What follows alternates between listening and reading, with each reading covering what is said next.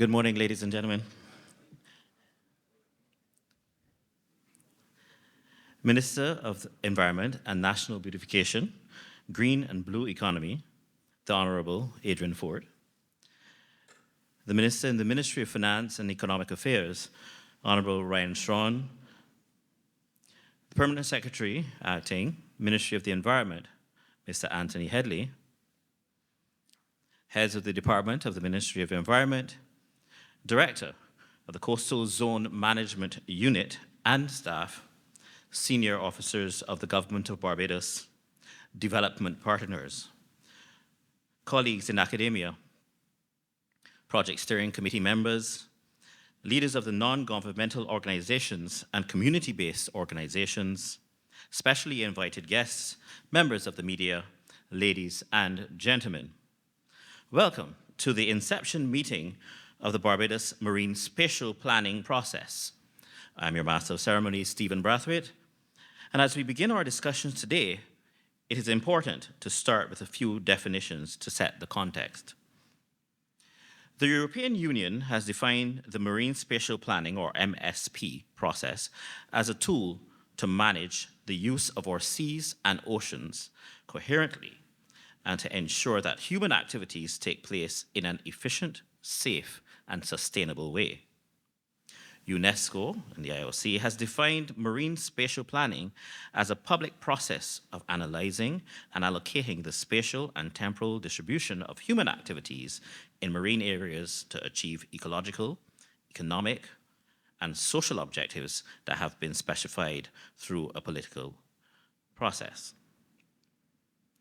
The general principles that guide the marine spatial planning process approach are as follows.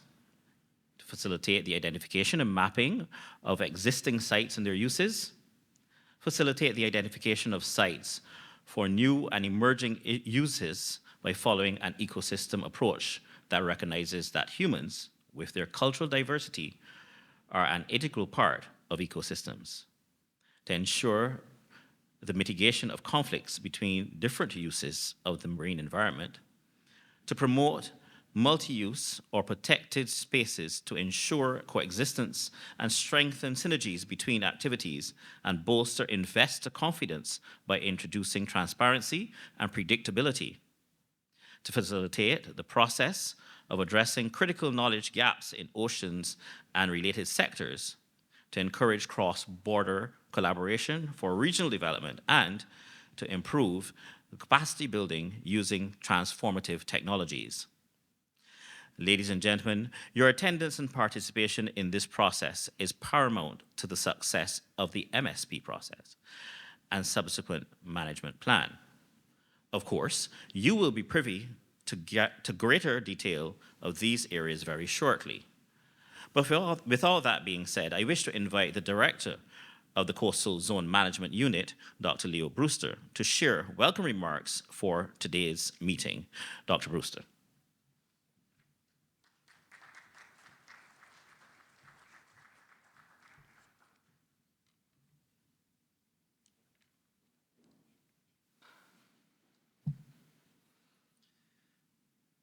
Minister of the Environment and National Beautification, Green and Blue Economy, the Honorable Adrian Ford.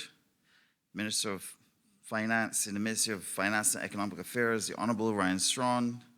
Permanent Secretary Acting, Mr. Anthony Headley in the Ministry of Environment. Heads of Department within the Ministry of Environment. Coastal Zone Management staff, senior officers of government, developmental partners, colleagues in academia, the project steering committee members that are present here today, leaders of non-governmental organizations, specially invited guests, members of the media, ladies and gentlemen. Welcome to this Marine Spatial Planning Inception Meeting convened by the Coastal Zone Management Unit and hosted by the Marine Spatial Planning team. This meeting is to familiarize you, the stakeholders, to the Marine Spatial Planning process currently being implemented for Barbados. The Marine Spatial Planning process has been described for our purpose as a people-centered process to support the creation of a sustainably managed marine area some of which will include the areas deemed to be worthy of protection status, using international best practices, adopting a consultative and participatory approach with all relevant stakeholders. As complex as that may sound, the success of this process is highly reliant on your active participation as stakeholders.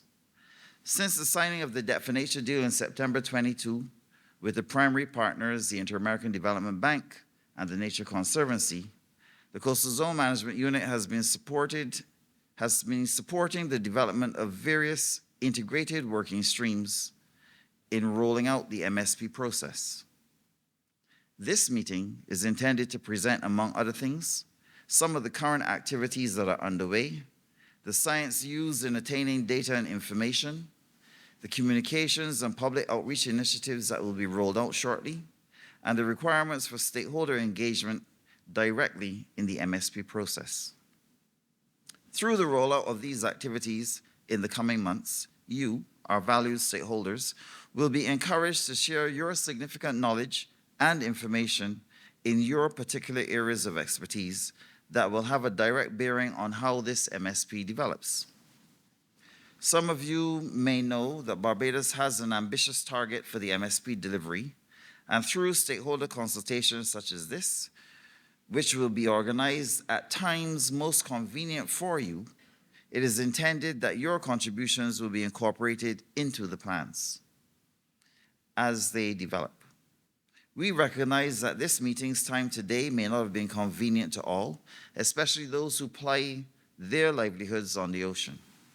We thank those of you who have made this special effort to attend. Again, welcome to the MSP Inception Meeting. This is a unique learning experience, and I hope that you will provide your necessary questions and comments when the feedback sessions are opened. This is only the beginning, and we will be reaching out to you in the marine sector as stakeholders starting in April. Thank you very much.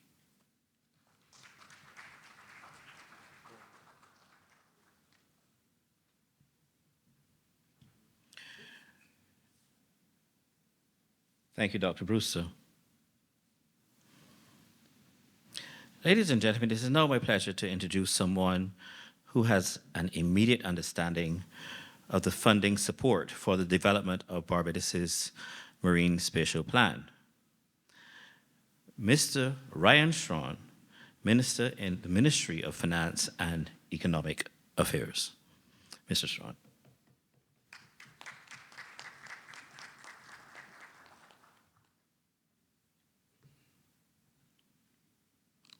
Good morning, everybody. Protocol having been established, I'm really excited to be here with you this morning. I want to signal to all and sundry that this is a very important day, but the effort to be able to achieve environmental sustainability is a long-standing one for which I think Barbados has a very long and proud history. But to the extent that we have been very focused as a government, I want to remind everyone that when we passed the Public Finance Management Act in 2019, we indicated then that efforts to support environmental sustainability was critical as part of how the government was going to manage its public finances to ensure that the very things that will keep Barbados sustainable are the things that we believe are critically important to the overall macroeconomic framework. Now, there's an old adage that the sea ain't got the back door. My grandmother told me so when I went to the beach. I will only venture as far as I can stand. And for many Barbadians, that is a limiting factor. And therefore, the ability for us to be able to not just map and manage what we have, we really do have to ensure that our young people are not subjected to those same fears, inner fears, that limits us from being able to explore and to use what we have to the benefit of all Barbadians. You would recall that the government has developed what we refer to as a Roofs to Reefs program, which is Barbados's overarching climate policy and the integrated nature with which we want to ensure that the activities that we do onshore equally enhance, if not improve, what happens offshore. And therefore, I know that the colleagues from the Coastal Zone Management Unit whose work every day is to protect that which most of us perhaps may take for granted. My office is not so far from here down the road. And when I look out onto Carlisle Bay, as people come to visit us on a daily basis, I remind them that that is the most precious resource that this country has. And therefore, every effort that we can bring to bear to ensure that it remains in pristine condition, that we can utilize it in a sustainable way to allow people to make a living, whether through fisheries, whether through leisure, research, and the like, is absolutely important to Barbados' future. Now, we are a small island developing state, but we see ourselves as a large ocean state. And to the extent that we can give effect to that reality starts with the effort of mapping exactly what we have. When we did the debt swap in 2022, in collaboration with the IDB and the TNC, we've give very ambitious commitments as part of our overall national determined contribution effort to ensure that by 2030, that Barbados becomes climate resilient. And all of you in this room, I know I'm preaching to the choir, but your work now has to go into every nook and cranny across Barbados.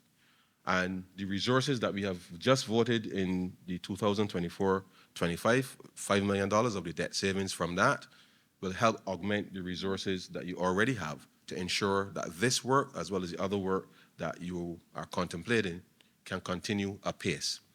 I remind you of that initial commitment, as I said, in the Public Finance Management Act, because in addition to the resources from the debt swap, any unclaimed trust assets or assets that may be in the financial system, we've dedicated that 50% of those unclaimed assets will be vested into the fund to help further accelerate the implementation and the resources that are available.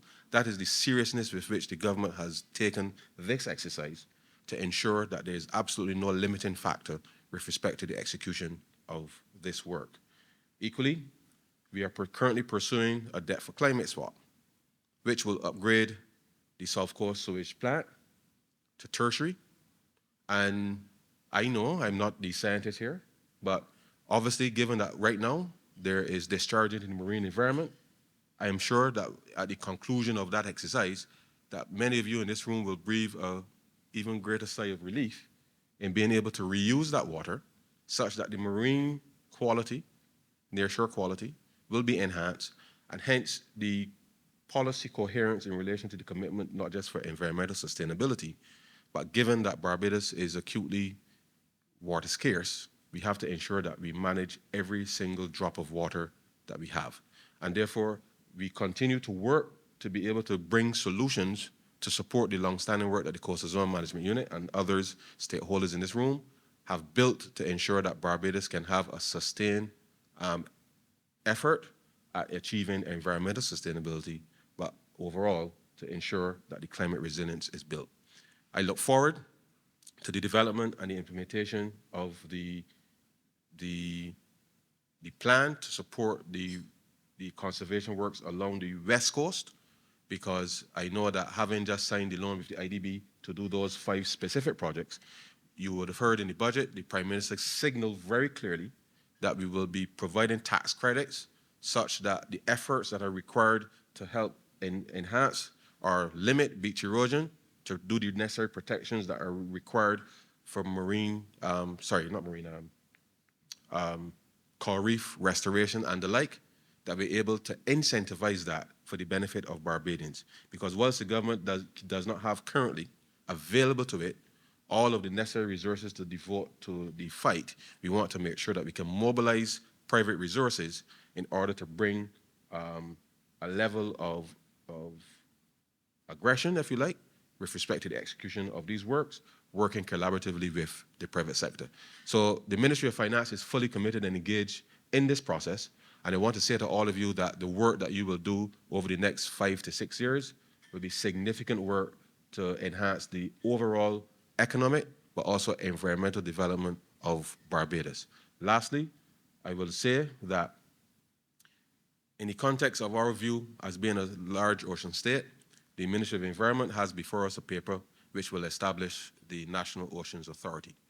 And to the extent that the marine spatial planning effort to map our resources, Barbados now has to put itself in a position where we can effectively manage and defend not just the sovereignty, but work collaboratively with others to ensure that that which we have conceived for our young people and all of us to be able to see a clean and sustainable future, that we have the capacity and the capability to be able to enforce and to work with others to resolve any issues that may arise. And so, ladies and gentlemen, I'm very happy to be here with you this morning. The Ministry of Finance, as I said, working collaboratively with the Ministry of Environment, will continue to ensure that we support these efforts. And I want to urge you to ensure that as much as you all in this room know every little bit that you know, you must share with the population to get them on board to ensure that they can do what they have to do every day to support these efforts. Ladies and gentlemen, thank you very much.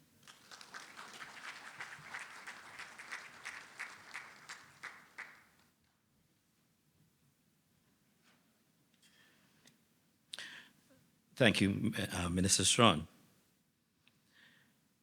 Ladies and gentlemen, it gives me great pleasure to invite to the lectern someone who has demonstrated his passion for the environmental conservation and continues to pledge his support for all initiatives like the marine spatial planning process, which will be instrumental in Barbados achieving its sustainable development aspirations. Please welcome Minister of Environment and National Beautification, Green and Blue Economy, the Honorable Adrian Ford.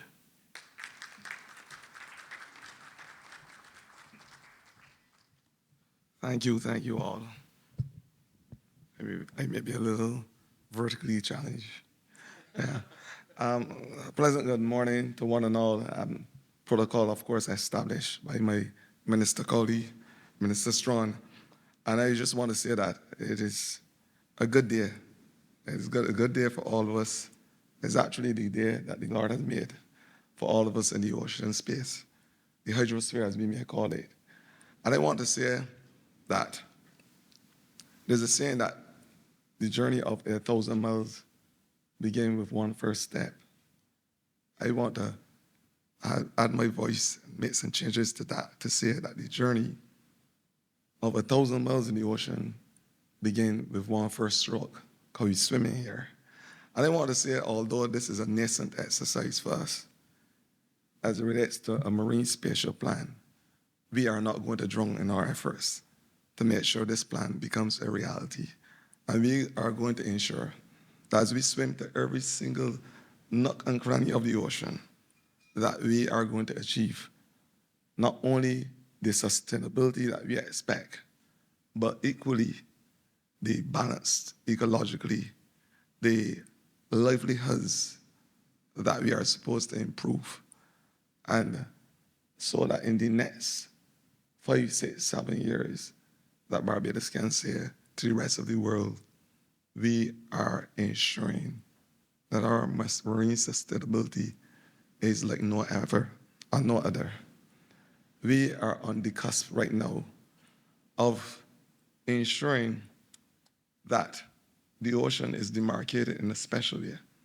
We have a plan, as Minister Armstrong rightfully said, that along with our international partners, Nature Conservancy, the IDB, of course, and all you good people who have given us advice, who have been there to help buttress the process.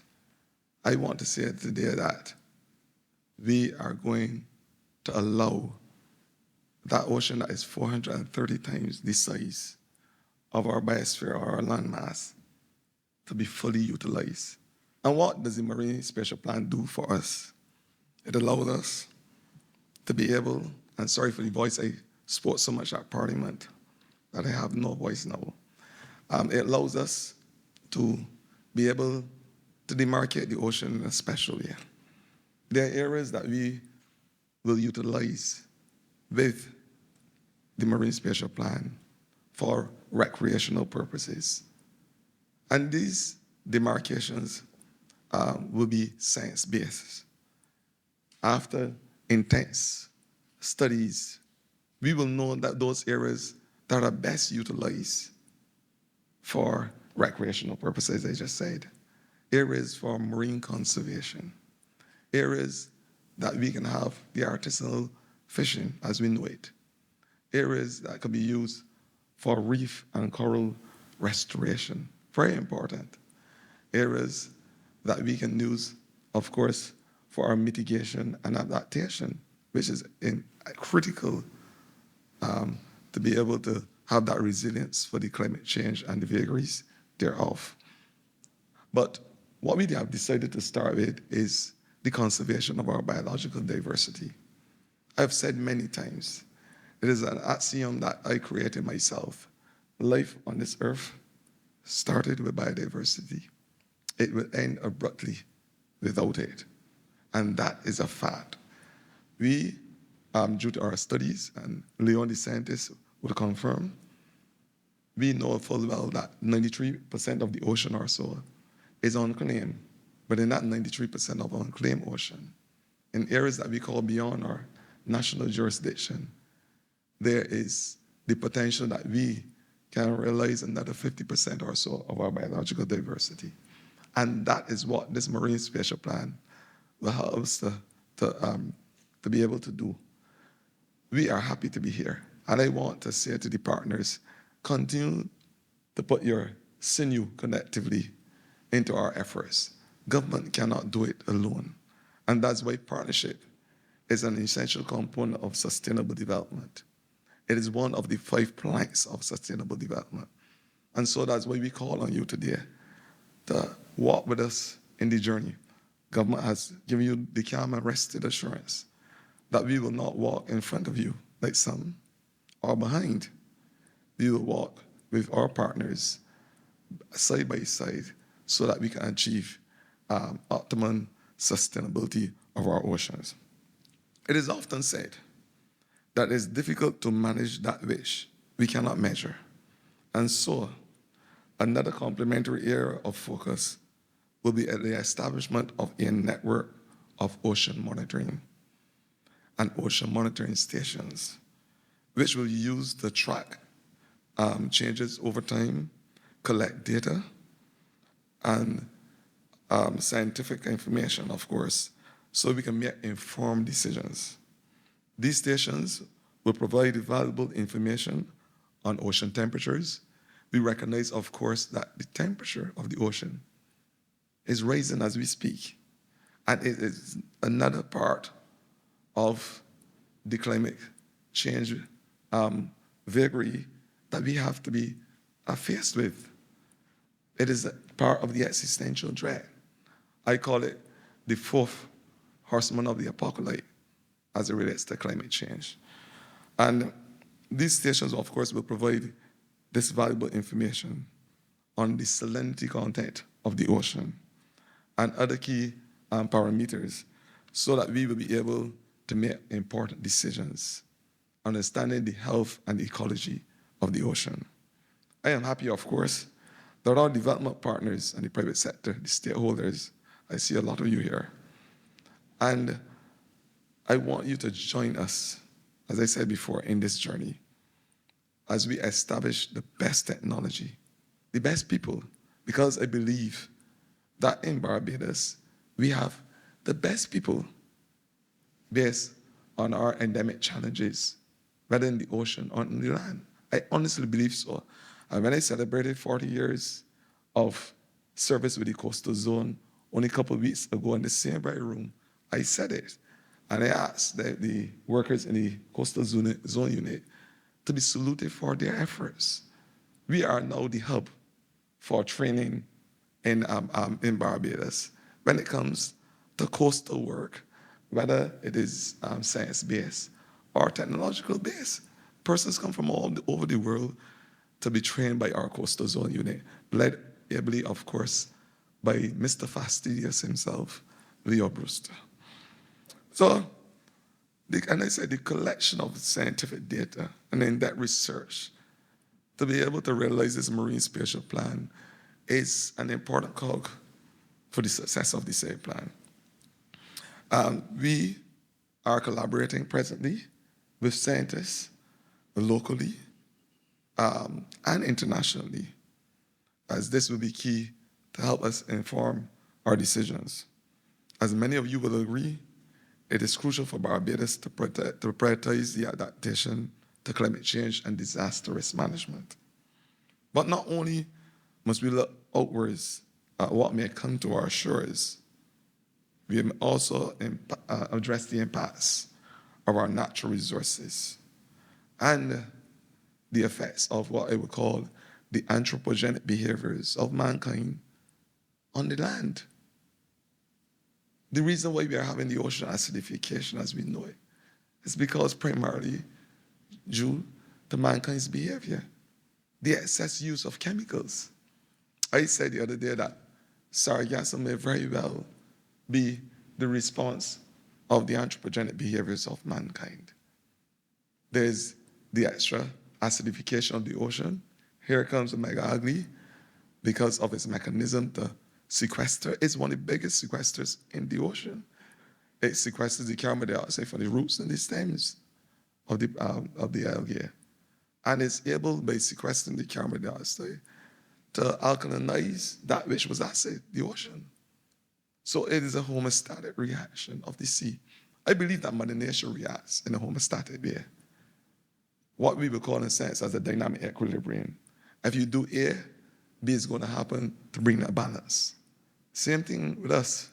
I'm sure in this cold environment, a lot of our hair will sit down on the surface of our skin to protect us and allow the heat to remain on our body. Same thing happens in the ocean.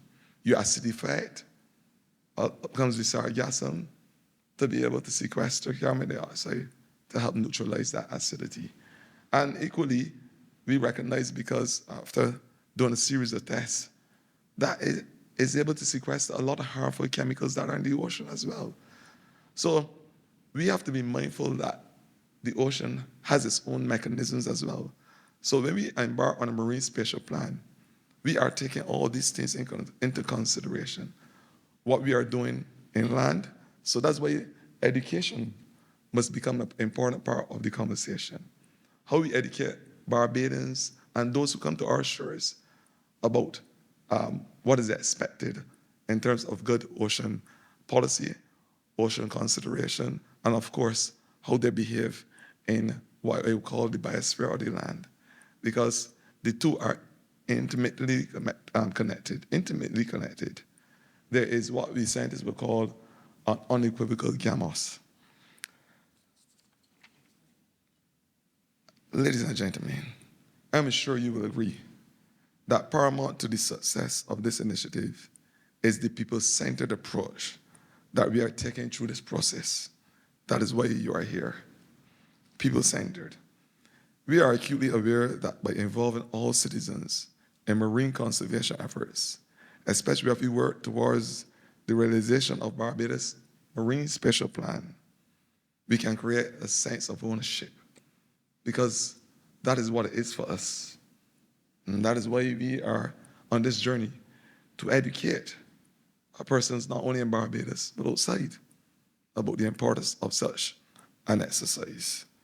We must foster a culture of sustainability among our communities.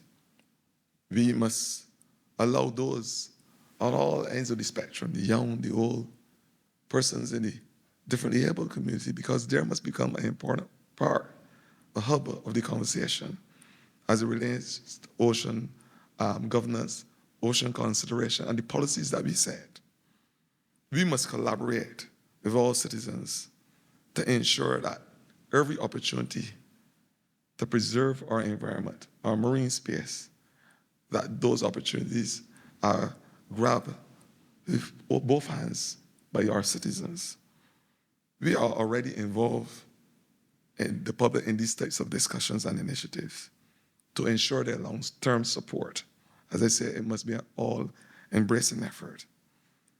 We are committed in the ministry to ensure that over the next couple of years, that we have the sustainable development of our ocean space that will redound to the longevity not only of our citizens, but our marine environment. Ladies and gentlemen, I thank you and have a wonderful day.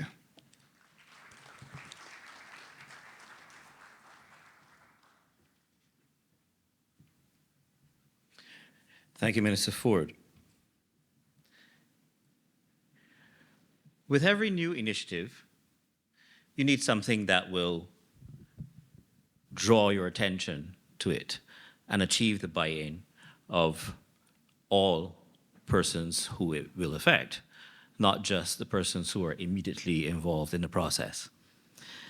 To this end, as many of you would be aware, there was a logo competition.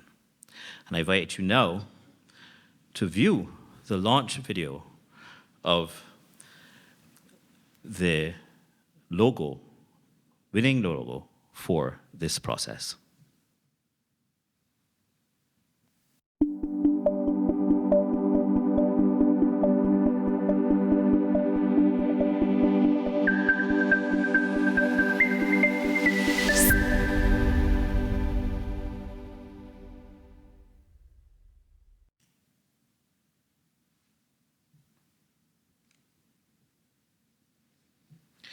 I think you agree that that image speaks and encompasses everything that has been said so far. And I actually now invite both Minister Strawn and Minister Ford to make two presentations to the designer of that logo, Ms. Renisha Best. So Ministers Ford and Strawn. I think we might, well, they're a little large, so I think we might just want to do it just in front so that camera and press may be able to achieve better photos.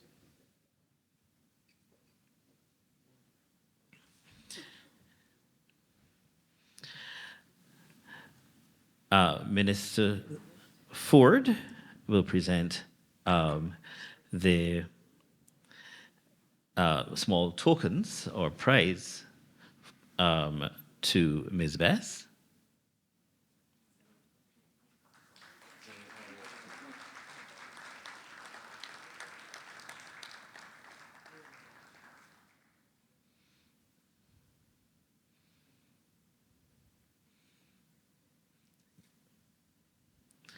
And I invite Minister Strawn to present the significantly sized check to Ms. Bess as well.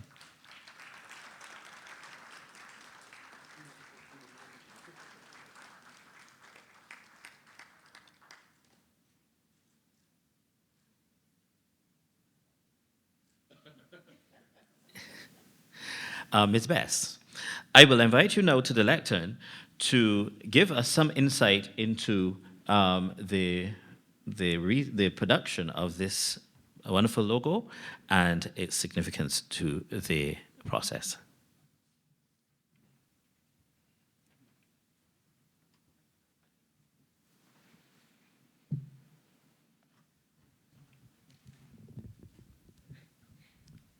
Good morning, all.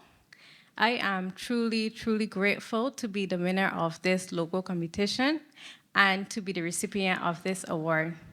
When I first did my research, I realized the goal of the marine spatial planning is to create balance between users and uses of marine space.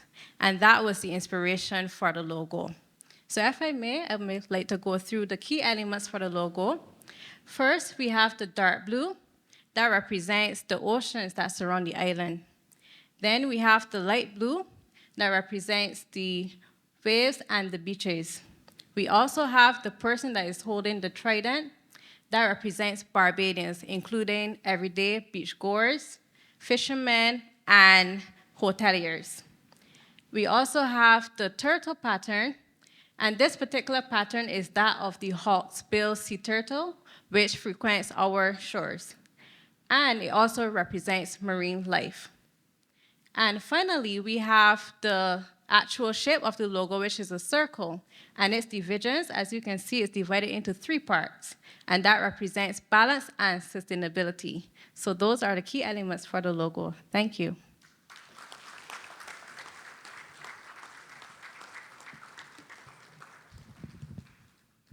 Thank you, Ms. Bess. I have to admit, I did not know that that was a hawksbill turtle pattern.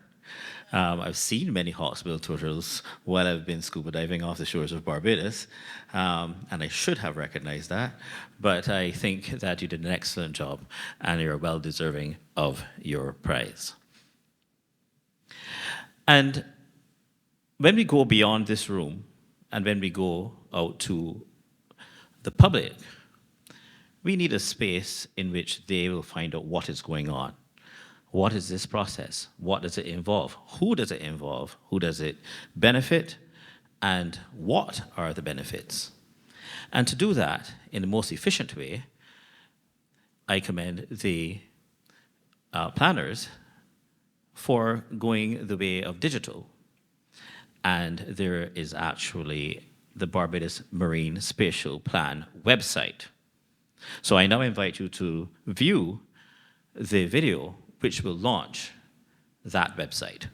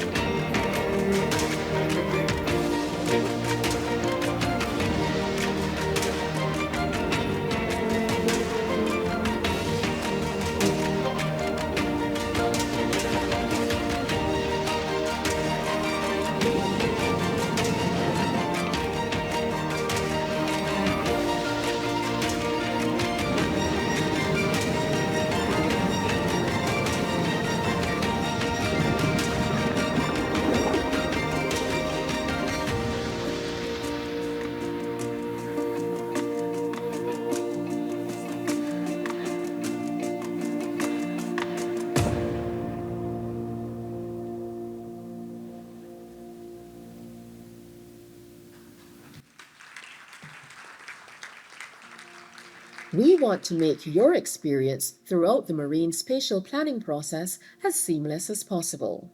That is why we have developed our website with you in mind. Introducing our new website. Have a look and you will see that it provides simple ways to navigate and find out more about the MSP process while highlighting milestones for Barbados to be met over the next 4 years, from the initiation of the MSP straight through to the approval and adoption of the management plan. The 8 phases of the MSP process allow users to monitor the progress of this initiative being undertaken. As you navigate through the site, we have provided key information about the Marine Spatial Plan and the planning process, highlighting what it is, why we're doing this, and who the MSP is for. We can easily transition into one of the most critical elements of the entire MSP, which can be found within the Knowledge Library.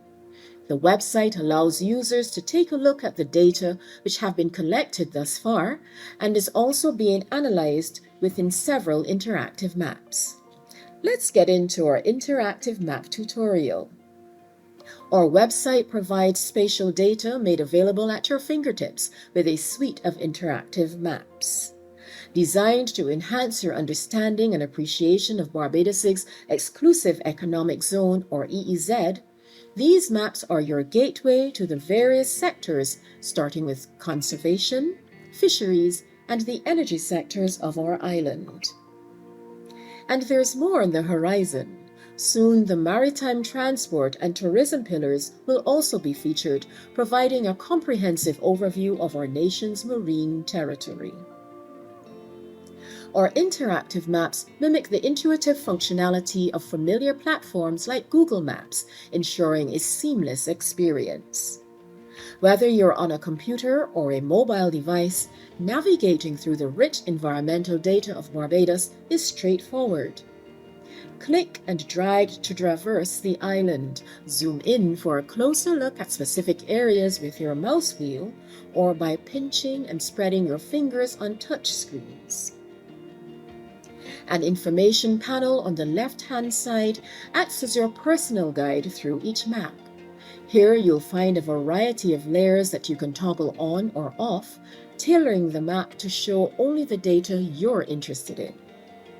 This customizable approach allows for a focused exploration of Barbados's environmental landscape, ensuring the information you receive is directly relevant to your interests. With the help of our Legend tab, the various symbols and colors on the map become meaningful indicators of specific data features. This key decodes the map's visual language, making it easier for you to understand the significance of different data points and geographical elements at a glance.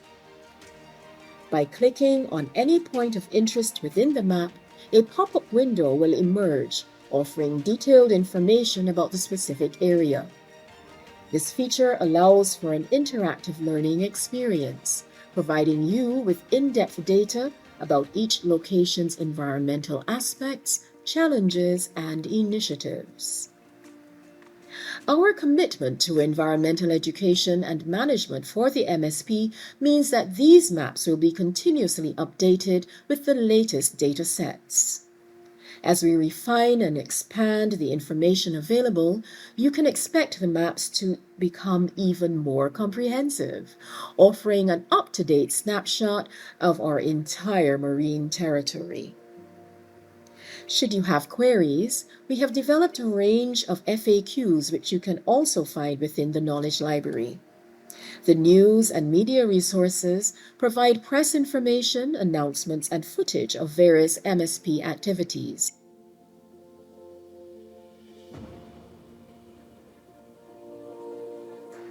Also view our past and upcoming events on this website, and feel free to contact us as we endeavor to remain accessible to you. This is the Barbados Marine Spatial Plan being developed for Barbados by Barbadians.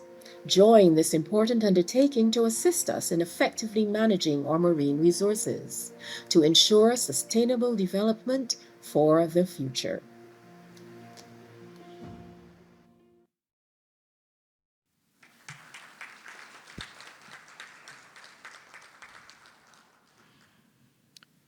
Very nicely done, I would have to say, as a technology person myself. So, as you saw, Google it. I mean, Googling things has become a verb these days, but Google it and you will find yourself at the Barbados Marine Spatial Planning website.